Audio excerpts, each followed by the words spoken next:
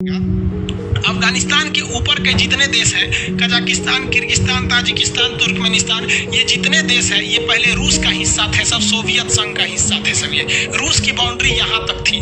रूस ने सोचा कि हम पाकिस्तान को, उस समय शीत युद्ध चल रहा था, हम आपको कल के क्लास में शीत युद्ध बताए थे कि अमेरिका चाहता था पूरी दुनिया में हम बढ़ जाए और रूस चाहता था हम बढ़ जाए।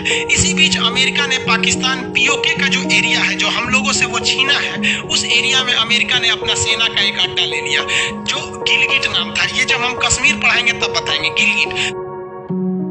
तो रूस ने कहा कि तुमने गिलगिट ले लिया है, तो रूस इस गिलगिट के जवाब को देने के लिए अफगानिस्तान पर हमला कर दिया। तो क्वेश्चन आएगा, अफगानिस्तान पर हमला सबसे पहले किसने किया? तो रूस ने किया था हमला। किस लिए? क्योंकि रूस पाकिस्तान को घेरना चाहता था। अगर पाकिस्तान को घेर लेता तो वो अमेरिका के इस जो अड्डा लिया हुआ है यहाँ पर, उसका जवाब दे सकता था। लेकिन अमेरिका ने एक बहुत ही खतरनाक कांड कर दिया, क्योंकि शीत युद्ध था, कोल्ड वार में अमेरिका ने डायरेक्ट रूस पर हमला नहीं किया और ना ही रूस ने डायरेक्ट अमेरिका पर हमला किया। देखिए ना, रूस तो अफगानिस्तान पर हमला किया है, लेकिन क्यों किया है? अमेरिका को घेरने के लिए। इसलिए अमेरिका साउथ अफ्रीका से एक बहुत बड़े साइंटिस्ट को उठा के लाया, और वो साइंटिस्ट एक बहुत बड़े अमीर घर का था, लेकिन उसके भाषा में बहुत दम था, उसके नेतृत्व में इतनी क्षमता थी कि वो जो साइंटिस्ट था वो क्या किया, यहाँ अफगानिस्तान के युवाओं को देश प्रेम सिखा दिया कि हमारा देश है रूस, हम यहाँ से, हमारा देश है अफगानिस्तान, हम यहाँ से रूस को मार के भगाएंगे। लेकिन हथियार कहाँ से चाहिए? तो अमेरिका ने कहा हथियार का टेंशन मत लो, हम सारा हथियार तुमको देंगे। अमेरिका ने सारा हथियार दिया, और उसी एक साइंटिस्ट के नेतृत्व में उठा के दुनिया का सबसे बड़ा रूस को वो उसने अकेले लड़के भगा दिया। जबकि पैसा उस साइंटिस्ट को किसने दिया? अमेरिका ने। जबकि हथियार उस साइंटिस्ट को किसने दिया? अमेरिका। जासूसी किसने सिखाया? अमेरिका। जितने चीजों की जरूरत थी वो किसने दिया? अमेरिका ने। क्यों? क्योंकि रूस को भगाया जा सके। और वो अकेला साइंटिस्ट अफगानिस्तान के लोगों को छुटाकर और युद्ध नागरिकों को सैनिक बना के भगा दिया। उस साइंटिस्ट का नाम जानते क्या था? Osama bin Laden. समझ में आ गया?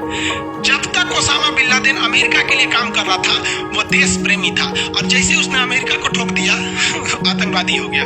वाह रे भाई वाह, ये है शीत युद्ध। दुनिया में एक भी अगर खून बह रहा है ना द्वितीय विश्व युद्ध के बाद, तो उसके पीछे कहीं ना कहीं कारण ये कोल्ड वार यानी शीत युद्ध है। आपको पढ़ाया नहीं जाता है इस हिसाब से, इसलिए आपको लगने लगता है। आप ओसामा बिन लादेन को हथियार क्यों दिए? ओसामा बिन लादेन के पास हथियार कहाँ से आया? टेक्नोलॉजी कहाँ से आई? अमेरिका तक जाने का रास्ता क्यों आया? उसको CIA का ट्रेनिंग किसने दिया? उसको पैसा किसने दिया? सारा काम तो आपने किया। जब आपके इशारे पे वो रूस को मार रहा था तो फिर आपको मार दिया तो आप बुरा मान गए। समझ में आ रहा है कि नहीं आ रहा है? आतंकवादी, आप खुद बताओ। हम मानते हैं कि ओसामा बिन लादेन ने गलत किया, और 110% हम इस बात को स्वीकार करते हैं कि उसे कोई अधिकार नहीं है कि 9/11 26/11 के हमले में किसी मासूमों को जान ले।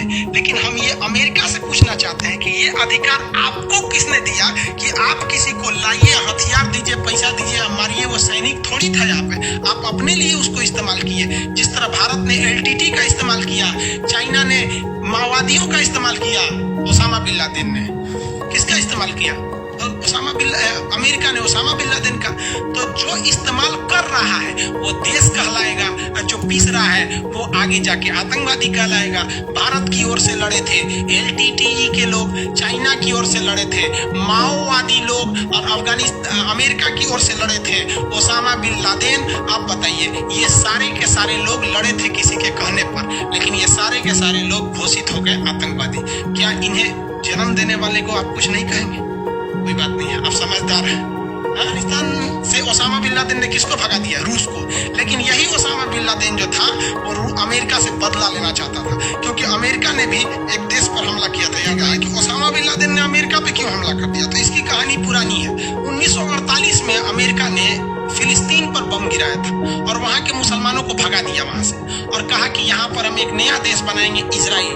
तो उसी इजराइल का बदला लेने के लिए अमेरिका ने, ओसामा बिन लादेन ने अमेरिका पे बम गिरा दिया, और कहा अमेरिका से कि फिलिस्तीन पर जब तुमने बम गिराया था तो बोलो वहां के लोगों की क्या गलती थी।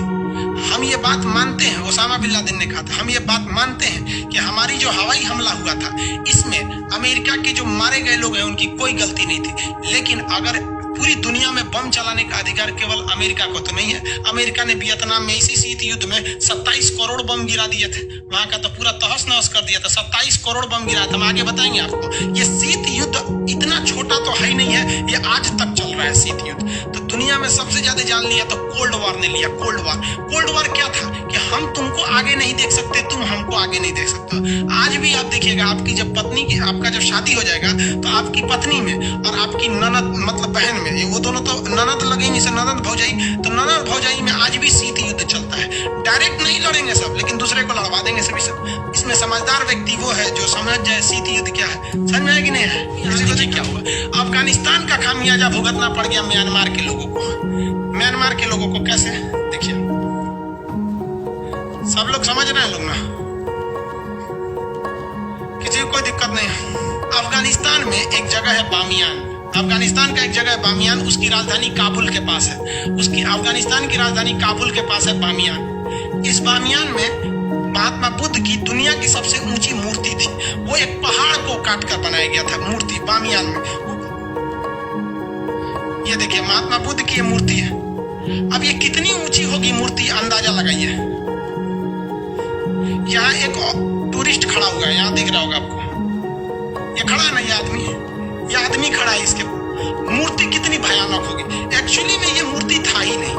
एक्चुअल में क्या था कि ये पहाड़ था। एक्चुअली में ये एक पहाड़ था। एक्चुअली समझते हैं, दरअसल सीबीएसई बोर्ड वाला ना बोलते हैं actually. Oh my God, actually ये सब सीबीएसई बोर्ड वाला सबका मुहावरा है। तो देखिए ये एक्चुअल में एक पहाड़ था, विशाल पहाड़ था।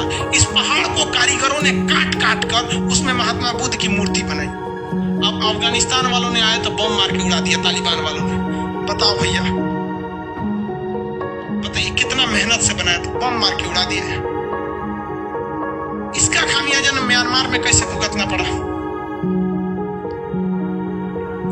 यहां तो मुस्लिम लोग अधिक थे, तो महात्मा बुद्ध को उड़ा दिए वहां से। अब यहां पर म्यांमार है। म्यांमार का ये वाला एरिया का नाम है रखाइन। रखाइन प्रांत में जो रहने वाले मुस्लिम है उनका नाम है रोहिंग्या। और यहाँ पे रहने वाले ज्यादातर बौद्ध धर्म को मानते हैं। और बौद्ध धर्म का मानना है कि आप पशु पर अत्याचार मत कीजिए, पशु की बलि मत दीजिए। लेकिन हमारे यहाँ आप देखेंगे तो दुर्गा पूजा में दशमी कब बलि चढ़ाया जाता है, बकरे की 10वीं में कि 9वीं में बलि दिया जाता है ना वहां पर। तो वहां पर तो भारत में भी बलि चढ़ाने की परंपरा है। लेकिन यहाँ पे भारत में अगर देखेंगे तो हिंदू धर्म में भी बलि चढ़ाने की परंपरा है कुछ खास समय में, जैसे दुर्गा पूजा। लेकिन अगर मुसलमान धर्म में देखेंगे तो इस्लाम धर्म में बकरीद में तो बहुत ज्यादा कुर्बानी दिया जाता है, तो वो भी एक परंपरा है। तो हिंदुस्तान में कुर्बानी को लोग उतना सीरियसली नहीं लेते, क्योंकि यहाँ मुसलमान और हिंदू यही दो धर्म की अधिकता है। तो हिंदू धर्म में भी बलि की परंपरा है, तो वो भी नॉर्मल लेते हैं इसको। और मुसलमान में तो भाई बकरीद त्योहार है उसका, तो वो भी नॉर्मल लेते हैं। लेकिन जहाँ बौद्ध धर्म की अधिकता है, यानी कहाँ पर, म्यांमार में, यहाँ पे तो बौद्ध धर्म महात्मा बुद्ध कहिए के गए थे कि आप अत्याचार मत कीजिए। तो ये इस लोगों से कहते थे कि तुम बकरीद में कुर्बानी मत दो, तो ये लोग देते थे लोग। तो इसने कह दिया यहाँ की सरकार ने कि आपको बकरीद में कुर्बानी देना है तो घर के अंदर दीजिए, बाहर सामूहिक रूप से मत दीजिए। तो ये लोग मानिए नहीं रहते। तब तक यहाँ पर हो गया ये इन्होंने क्या तोड़ दिया, बम से उड़ा दिया। जब बम से उड़ाया था इन लोगों ने, तो इन लोगों ने उसका जरा भी विरोध नहीं किया। तो यहाँ के लोगों के दिमाग में एक भर गया कि ये लोग उसका विरोध नहीं कर रहे हैं। और यहाँ पे साथ में जहाँ इनकी अधिकता है तो वहां तो हमारा तोड़ दिए लोग, महात्मा बुद्ध की मूर्ति तोड़ दी।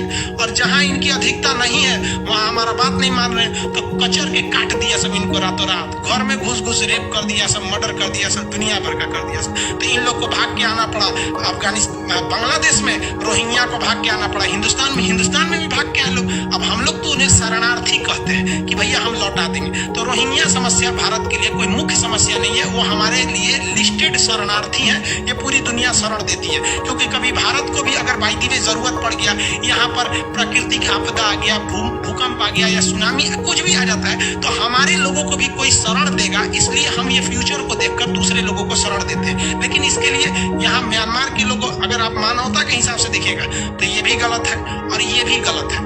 मेजॉरिटी की चीज को लेकर नहीं चलना चाहिए, वरना जहाँ आपकी अधिकता है वहां आप शेर बनेंगे, और जहाँ आपकी अधिकता नहीं है वहां आपको सुअर बना के मार देगा। यहाँ पर तो दोनों में अंतर है, ऐसा नहीं होना चाहिए दोनों में। तो यहाँ पे मुसलमान लोग अपना वर्चस्व दिखा रहे थे, तो बौद्धों को खामियाजा भुगतना पड़ा। यहाँ बौद्ध धर्म वालों ने अपना वर्चस्व दिखा दिया तो मुसलमानों को खामियाजा भुगतना पड़ा। तो आप यहाँ पर अगर उस महात्मा बुद्ध की जो मूर्ति थी, आज अफगानिस्तान की अर्थव्यवस्था कितनी चौपट हो गई। अगर उस मूर्ति को अच्छा से सजा देता और 100 रुपया टिकट देता ना कि 100 रुपया में आके देखो, तो चाइना वाले जागते उस मूर्ति को देखने, भारत के बौद्ध लोग जाते, लोग म्यांमार वाले जाते, जापान वाले, ये सब बौद्ध वाले हैं, सब थाईलैंड वाले, ये सब जाते सब, और अफगानिस्तान बहुत ज्यादा पैसे से अमीर हो जाता है। और आपको विश्वास नहीं है ना, तो आप एक बार बिहार आइएगा और बिहार में बोध गया जाइएगा। बोध गया में लोग जिंदा रहते हैं ना, तो उन्हीं टूरिस्टों के खाने के बदौलत बहुत फायदा होता है। आप गोरखपुर के कुशीनगर आइएगा, जब बौद्धों का मेला लगता है, बहुत सारी इनकम होती है, तो आप इस तरह से भी कमा सकते थे। और बम मार दिए तो केवल गाली सुने, इससे ज्यादा तो कुछ नहीं हुआ, क्योंकि एक सभ्य समाज की ये परंपरा नहीं होती है। तो ये अफगानिस्तान में भी एक समस्या थी, जिसे लेकर अफगानिस्तान झेल रहा है, जिस वजह से हमारी सारी नीतियां वहां सक्सेस नहीं होती है। अफगानिस्तान के पब्लिक हम हिंदुस्तानियों को पसंद करते हैं, अफगानिस्तान की गवर्नमेंट हम हिंदुस्तानियों को पसंद करती है, लेकिन जो वहाँ उग्रवादी संगठन है, उन लोग के आंख में हम लोग खटकते हैं। हमारा बस चलता, हमारा कब्र